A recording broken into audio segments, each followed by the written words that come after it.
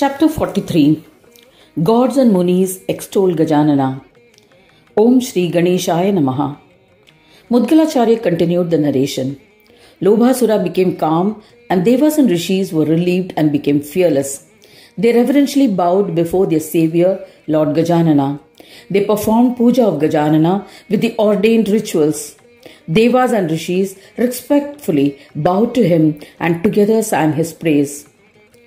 To the one who is incorporeal, to the one who frees devotees from the fetters of worldly existence, to the one who exists in an Atma form, to the one who grants inner happiness, to the boundless one, to the one who is attained by knowledge, to the absolute authority, we worship you with devotion. To the one who is revered by Munis, whose process of realization is not certain, that is, can be through yoga, worship, vrata, etc. To the one who bestows the intellect, buddhi, to the one who is the bearer of buddhi, to the one who is tranquil, unchanging, and can understand the hearts of all, we praise you. To the one whose form is unfathomable, yet he exists in the hearts of all. To Brahma in the form of Ahankara, to the one who destroys delusions, to the one who is without a beginning, middle, and end, who is boundless, we bow to you. The existence of this world is a proof of his being. He has sovereign authority over the world. To the incomprehensible one, to the primal and causal one, to the one who is bereft of the visible world, to the one who deludes the non-believers, O Gajanana, we worship you with devotion. To the one who is neither of the form of the earth, water or light, to the one who does not exist in heat, wind or space, to the one devoid of the five principles or tattvas, Prithvi or earth, Apa or water, Teja or fire, Vayu or air, and Akasha or ether, we worship you.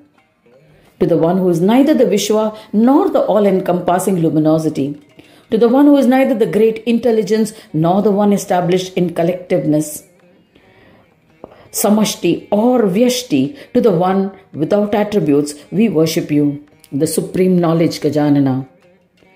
The three states in which Jiva exists are Vishwa, Taijasa and Prajna.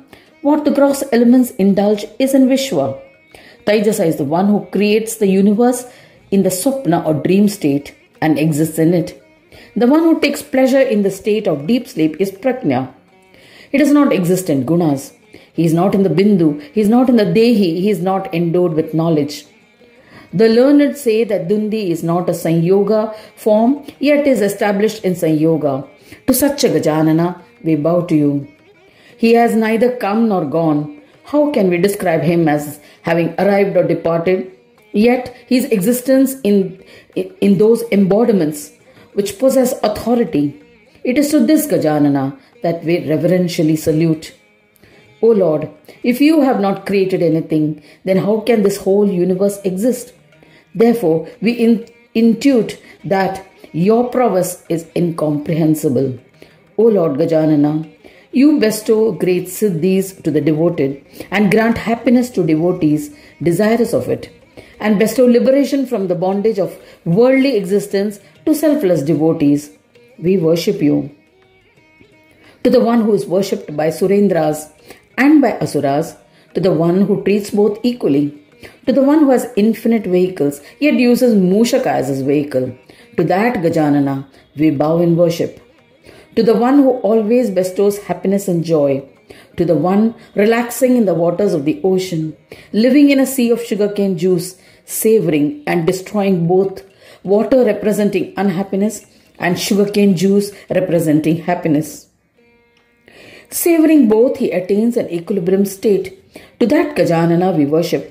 His four hands bearing four different objects represent fourfold prosperity. You are Mahodara and the protector of the unprotected. To that Gajanana we worship.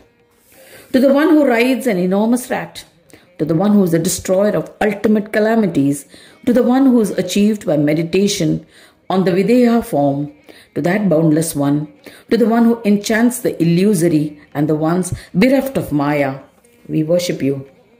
To the one who is Ravi, yet being Ravi is not his only form, To the one who is in the form of Hari, yet being Hari is not his only identity. To the one who is in the form of Shiva, yet the illusion of being Shiva is eventually destroyed. To that Gajanana we worship. To the one who is established in Maheshwari, yet being Maheshwari is not his only form. To the one who is worshipped by the highest lords. To the one who is not the driver of the universe, but is the creator of the ones who drive this creation, we worship you with devotion.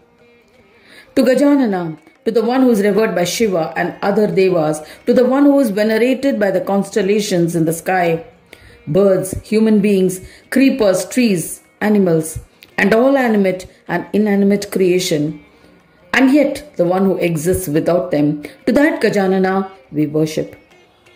To the one who exists in a state which cannot be expressed by mind or speech, to the one who is in a state of nivritti, what he is not, to the one who is not born and is formless, yet exists in an embodied form of Gajanana, to that Lord Gajanana we worship.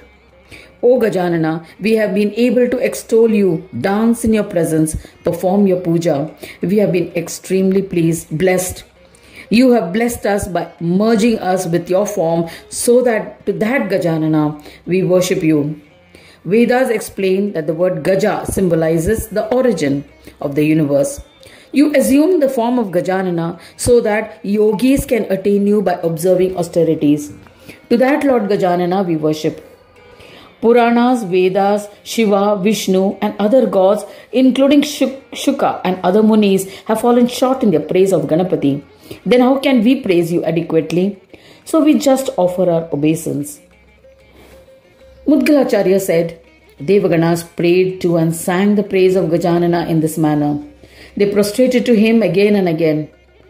Gajanana lifted them up and said lovingly, O Rishis and Devas, I am pleased with the stotra that you have recited. Therefore, I shall grant you anything that you wish for. Hearing the words of Gajanana, all Devas and Rishis became ecstatic. O Daksha Prajapati, with devotion and humility, tears of joy in their eyes, Devas and Rishis said, O Swami Gajanana, if you wish to fulfill our desires, grant us steadfast and perpetual devotion, devoid of any greed. O Lord of Devas, Devesha, we believe that by pacifying Lobhasura, you have granted happiness. This is the biggest boon you could have granted to this world. O Lord of Lords, now Brahmins and people of other castes will be able to perform their duties. We can also resume our positions. O Gajanana, you have granted everyone the freedom to follow their dharma. What more can we ask of you? O Lord, whenever we remember you, please rid us of any calamity that may befall us. Saying thus, all of them bowed before the happiness bestowing Gajanana. Gajanana, who himself is subservient to devotion, was pleased and said to them joyfully, I grant everything you have asked for. Everything will always be as you wished it. There is no doubting it. This stotra that you have recited will enhance devotion to me and grant success in all deeds. It has the power to bestow children, grandchildren, wealth, food grains and all things that are joy-giving to the one who reads or listens to it.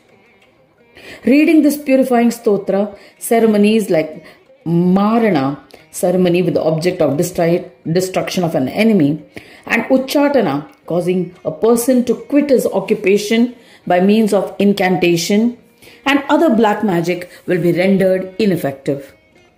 Any deceitful deed done by an enemy will not create obstacles in your life. You will be victorious in battle. Your pilgrimage will grant merits. The demonic traps of your foes will be ineffective. An imprisoned one will be released. Even the seemingly impossible will be attained by the power of the stotra. If one reads the stotra by 21 times daily, for 21 days, he will be blessed with all siddhis. It will bestow righteousness, wealth, desire fulfillment and liberation, after which he will be blessed with divinity. This stotra will augment devotion to that is definite. Granting these boons, Ganadisha disappeared. Devas and Rishis were dejected as they could no longer see their beloved Gajanana. So they sculpted an idol of Ganesha and installed this Siddhi and joy bestowing idol in the southwest corner.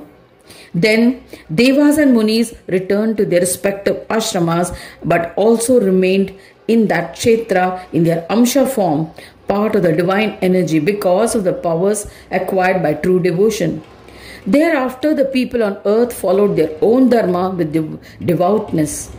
The world was restored to its original state. Such is the pious glory of Ganesha and the legend of Gajanana. It is a destroyer of all sins and bestower of all enjoyments, liberation and merger with the Supreme Brahma.